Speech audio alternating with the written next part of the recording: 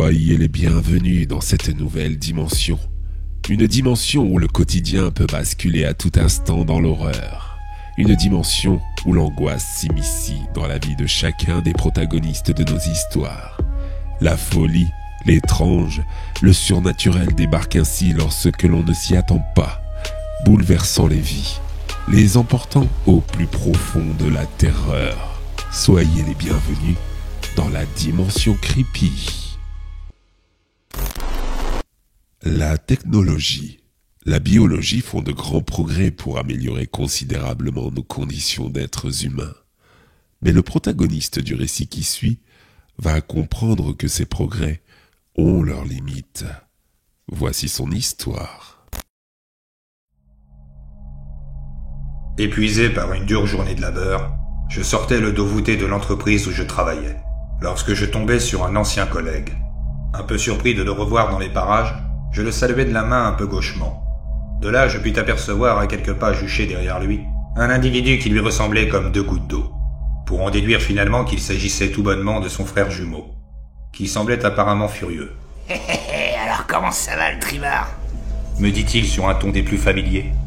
Il était tout bronzé, comme après une longue séance d'UV. Je lui répondis que tout allait pour le mieux, puis, par politesse, je lui retournai la question. « Moi, ça roule du tonnerre. Depuis que je viens de faire l'acquisition de mon super clone que tu peux voir ici même, je m'enquiquine plus du tout à travailler pour qui que ce soit. » Ton clone ?» lui fis-je répéter. « Ouais, je l'ai commandé chez Body Double, une société spécialisée dans le clonage humain. » Moi qui croyais que c'était son jumeau, pensais-je. Là, tu vois, avec ma femme, on revient à peine de vacances. 2 mois sur une île paradisiaque.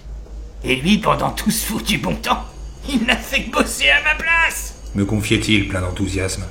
Tu dis qu'il te remplace au travail. Mais pourquoi, il n'a pas de cerveau ? Il fronça les sourcils avant de continuer. Bien sûr qu'il en a un, puisque c'est le mien. C'est juste qu'il est programmé génétiquement pour obéir à mes ordres. Sinon, à part m'écouter et s'exécuter, il pense et agit exactement comme moi. Je restais assez sceptique en vue de son histoire tirée tout droit d'un film de science-fiction. Et alors que je cherchais un moyen de m'en débarrasser, il me tendit une carte de visite sur laquelle il était écrit « Société Body Double, spécialiste dans le programme génétique ». Va faire un tour chez eux, mon pote. Ça va totalement changer ton existence. Je te le redis, ils font absolument tout. Les courses, le ménage, ils s'occupent même des enfants. Ils ne s'arrêtent quasiment jamais. Et puis, c'est ta femme, mon vieux, qui va être contente. Comment ça, ma femme ? M'offusquai-je. Bah oui, quoi. Elle aura 2 maris pour le prix. Riait-il aux éclats, avant de conclure et de disparaître avec son clone dans le brouillard de la rue. Je pouffais de rire à mon tour, en jetant la carte dans l'une de mes poches. Puis j'empruntai mon parcours habituel pour rentrer chez moi. Quel drôle d'individu tout de même, pensais-je en esquissant un sourire, qui fut d'ailleurs de courte durée, car mon mal de dos me fit à nouveau souffrir. Et si c'était lui tout compte fait qui avait raison ? Pourquoi m'épuiser à la tâche alors que je pourrais avoir à disposition mon propre double ? Sophie et moi, nous pourrions prendre quelques jours de repos et faire garder nos enfants par ses soins. Je n'aurais plus qu'à m'occuper de la partie la plus simple de ma vie, tandis que lui se chargerait des tâches les plus pénibles. C'est donc décidé. Demain, dès la première heure, j'ouvre la porte de cette entreprise. Après avoir passé une nuit bien agitée, tôt dans la matinée, je me trouvais déjà installé dans l'un des somptueux fauteuils des bureaux de la société Body Double, où j'écoutais attentivement mon interlocuteur, un des responsables de la firme en question. Et malgré un long monologue venant de sa part, je fus assez séduit par le concept qu'il m'offrait. Enfin, offrir n'était pas vraiment le bon terme, parce que le seul bémol qui me ralentissait dans ma décision était bien sûr l'aspect financier.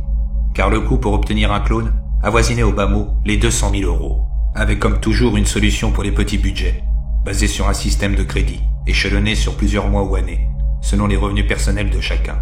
Mais l'argument énoncé par le responsable qui venait de me faire basculer définitivement était tout simplement d'ordonner à mon clone de le faire travailler 2 fois plus longtemps. À partir de là, je pouvais rembourser bien plus rapidement les échéances du crédit. Emballé, je validai donc mon achat, en venant lui serrer une généreuse poignée de main. Puis je signai avec hâte le contrat de ma nouvelle acquisition, qui me serait livré, selon ses dires, dans à peu près 2 jours. Ils pratiquèrent sur moi toute une batterie de tests et d'analyses, pour ensuite me prélever quelques échantillons de mon sang. Et 48 heures plus tard, miracle de la science, je marchais en plein centre-ville, aux côtés de mon double parfait. Quelle sensation étrange et unique d'être la même personne que quelqu'un d'autre. Je l'avais présenté à ma petite famille et tous, malgré notre ressemblance au millimètre, l'avaient accepté comme telle, et les premiers mois de notre cohabitation furent vraiment des plus merveilleux. Il se levait très tôt le matin, préparait et emmenait les enfants à l'école, pour ensuite se rendre sur mon lieu de travail. En fin de journée, il récupérait les enfants pour nous les déposer, avant de repartir immédiatement bosser jusqu'à très tard dans la nuit. En rentrant, après s'être restauré au minimum, il entamait le ménage, le repassage, puis enfin il allait se reposer quelques heures, avant de recommencer le lendemain les mêmes rituels. Le week-end, pas de répit. Il tondait aussi la pelouse et s'occupait des travaux de la maison. Il n'avait pas le temps de respirer une seule seconde et cela 7 jours sur 7. Tandis que moi, au contraire, je me prélassais tous les jours dans mon lit, jusqu'à tard dans la matinée. Je mangeais et je sortais à n'importe quelle heure. J'étais entièrement libre de mon temps, et pour célébrer ce nouveau train de vie, j'ai décidé d'emmener ma tendre épouse en croisière, laissant le gentil clown s'occuper de tout. Mais c'est à partir de là que les choses se sont détériorées, lorsque nous sommes revenus de ce fameux voyage. En effet, à notre retour, nous avons retrouvé notre domicile dans un tel désordre, nous donnant la nette impression qu'un ouragan était passé par ici. Et nos enfants, mon Dieu, ils avaient tellement maigri qu'ils en avaient les joues creusées. Hors de moi, je me suis mis à chercher mon clown dans toutes les pièces de la maison, mais celui-ci était apparemment sorti faire une course. À son retour, en fin de soirée, je m'étais redressé de mon divan pour le prendre entre 4 yeux, afin qu'il me rende des comptes sur ce qui s'était passé pendant notre absence. Mais avant qu'il ne vienne à me répondre, un détail intrigant m'interpella. Car chose étrange, il portait les mêmes vêtements que moi, tout à l'identique. Puis, l'air de rien pour sa défense, il avait prétexté qu'il n'avait pas pu suivre la cadence, se retrouvant malgré lui dépassé par les événements du quotidien. Voilà l'excuse qu'il m'avait rapportée. Pas très convaincu par ses explications un peu douteuses, je lui ordonnai de me ranger tout ce bazar et d'aller servir au plus vite le dîner des enfants. Quand mon épouse avait alors surgi de la cuisine pour m'avertir que mon salaire n'avait pas été viré sur mon compte ce mois-ci. D'abord surpris, je la regardai avec de gros yeux. Puis, tout naturellement, je me mis à fixer furieusement notre hôte. Ma femme, qui ne souhaitait pas assister à une querelle entre moi-même, s'était volatilisée vers la cuisine. « Qu'est-ce que c'est que cette histoire de paye ?» Il me regarda d'un air mauvais. « Rien d'inquiétant. L'entreprise qui nous embauche ont du retard en ce qui concerne les paiements, » me dit-il. « Je t'en foutrais, moi, du retard. En 30 ans de carrière, je n'ai jamais eu le moindre problème. »« Mais attends voir. Ce ne serait pas ma montre que tu portes au poignet ?»« Mais oui, c'est bien celle-ci. Je l'ai cherchée partout avant de partir en croisière. Rends-la-moi, sale voleur !» Il esquissa un sourire mesquin pour venir ensuite me la jeter au visage. Surpris par ce geste désinvolte, je l'attrapai par chance et je la remis à mon poignet. Quand soudain, il se mit à appeler mon épouse. « Chérie, viens voir, on a un gros souci avec mon clone. À mon avis, il délire complètement. »« Mon clone ? Tu plaisantes, j'espère. C'est toi mon double, espèce d'usurpateur. » m'écriai-je en me ruant sur lui. Au même moment, Sophie avait ressurgi de la cuisine pour se mettre à hurler de peur, lorsqu'elle s'était aperçue que nous nous battions comme des chiffonniers, faisant valdinguer tout le mobilier. Puis ce fut au tour des enfants de se joindre à la querelle. « Sophie, éloigne les enfants et appelle tout de suite la police !» avait-il lancé avant de me maîtriser et de m'envoyer un uppercut en plein visage. Après ce terrible coup, je tombai raide inconscient sur le sol. Quelques instants plus tard, je fus réveillé par une sirène de police, qui s'était stationnée devant chez nous. On frappa à la porte et 2 policiers pénétrèrent dans notre salon, armes au poing. « Messieurs les agents, veuillez arrêter ce clone, il essaie de me voler ma vie !» Les informais-je encore un peu sonnés par le coup que j'avais pris en amont. Mais aussi surprenant que ça puisse paraître, ce fut moi qu'ils empoignèrent violemment comme un criminel, avant de me menotter jusqu'au sang. « Ne bouge surtout pas, espèce de crapule sans nom. On va te renvoyer dans ton laboratoire, où tu seras incinéré, comme tous les autres qui ont tenté d'usurper la vie de leur propriétaire. » Abasourdi par ce qui m'arrivait, je commençais à me débattre férocement. « Vous vous trompez sur toute la ligne, je ne suis pas un clone. Demandez donc à ma femme, j'en ai le droit, demandez-lui !» Les 2 fonctionnaires se regardèrent mutuellement puis finirent par accepter. « Madame, est-ce que vous confirmez que cet homme n'est pas votre mari ?» Elle hésita un petit moment avant que mon double ne vienne à s'avancer plus près d'elle, pour venir ensuite poser une main délicate sur sa taille.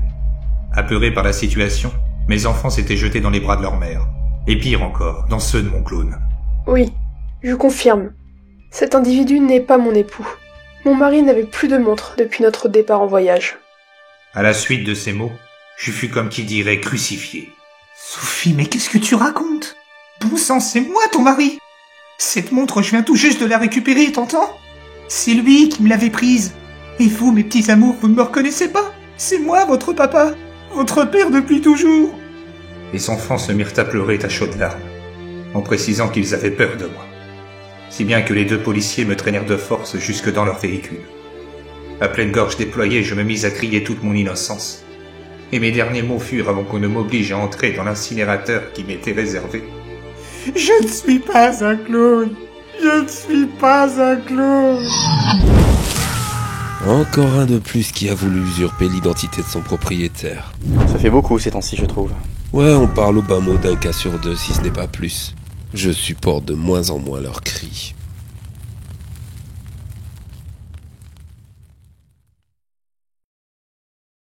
Et pendant ce temps, le clone vécut heureux auprès de la femme et des enfants de notre pauvre victime du modernisme. À jouer avec le feu, on finit toujours par se brûler dans la dimension creepy.